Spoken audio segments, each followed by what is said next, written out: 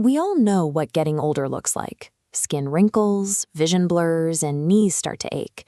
It feels natural to compare our bodies to a car that's been driven too many miles, or a piece of metal left out in the rain to rust. For decades, the biological consensus has largely mirrored this intuition.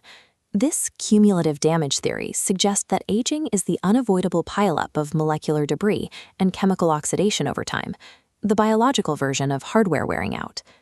Take a look at this marathon runner. Every foot strike sends a shockwave through the joints. Because our bodies stop regrowing joint cartilage after our early 20s, decades of impact can literally wear away the connective tissue. It is a tangible example of physical deterioration that feels like a fundamental law of nature. It's a logical conclusion to draw, but it turns out our everyday experience of physical breakdown is a misinterpretation of why we actually age. If biological aging were truly an unbreakable law of physics, we should see it in every complex organism on Earth. Every living thing should accumulate damage and eventually fail. But we don't. This is a sea anemone, a species that reproduces by splitting its tube in half. When kept in protected aquaria, these animals show no detectable increase in mortality or functional decline, even after many decades. They essentially lack a clock. This creates an evolutionary paradox. It proves that there is no mechanistic necessity to aging. Nature is perfectly capable of maintaining a lineage of cells in peak condition indefinitely. Seeing aging as unavoidable damage is like watching the sun set and assuming the sun revolves around the Earth. It matches our subjective experience, but it misses the actual mechanism. The real architect of our health isn't physics. It's an intricate set of genetic instructions written and enforced by the force of natural selection. Before we reach the age of reproduction, natural selection acts with 100% of its power. During this childhood phase, the evolutionary pressure to protect our survival and functional integrity is at its absolute peak. But the moment we reach reproductive age, this line begins to fall.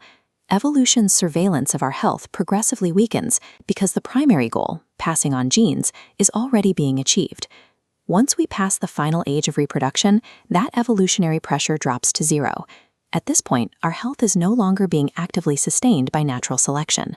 Adulthood signals the moment our evolutionary programmer abandons the project. The deterioration we see isn't just rust, it's the result of natural selection losing interest in the script. Natural selection often acts like an unfair merchant, deliberately sacrificing an organism's late-life health if it provides a boost to early-life reproduction. This trade-off is called antagonistic pleiotropy. You can see this trade-off in the adult mayfly. It is born entirely without a mouth because its only mandate is to mate and lay eggs. Evolution has literally traded the ability to eat for a singular focus on immediate reproduction, dooming the adult to starve within days. Environmental safety can change these terms. This Galapagos tortoise is protected by a thick shell that deters almost all predators. Because its ancestors lived in such safe conditions, natural selection continued to invest in its health for much longer, allowing them to maintain active lives for nearly a century. Contrast that with the soft-shelled turtle. Because it is vulnerable to predators and has a higher chance of being eaten young, natural selection gives up on its late-life maintenance much earlier, resulting in a much shorter lifespan. Evolution prioritizes the youth that reproduces over the adult that survives. It will willingly code for your eventual destruction if that destruction facilitates a biological advantage in your early years. Staying alive and healthy requires the genome to coordinate millions of precise biochemical instructions simultaneously. However, because there has been little evolutionary pressure to maintain these instructions for older ages, those sections of our genetic manual are either blank or defaced. As we age, our bodies are essentially trying to read survival code that was never written.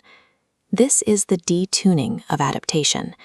The information needed to sustain our youthful integrity simply isn't there. Aging, then, is a deficit of information. Without natural selection to proofread the manual, the genome eventually runs out of instructions to sustain the complex networks of life.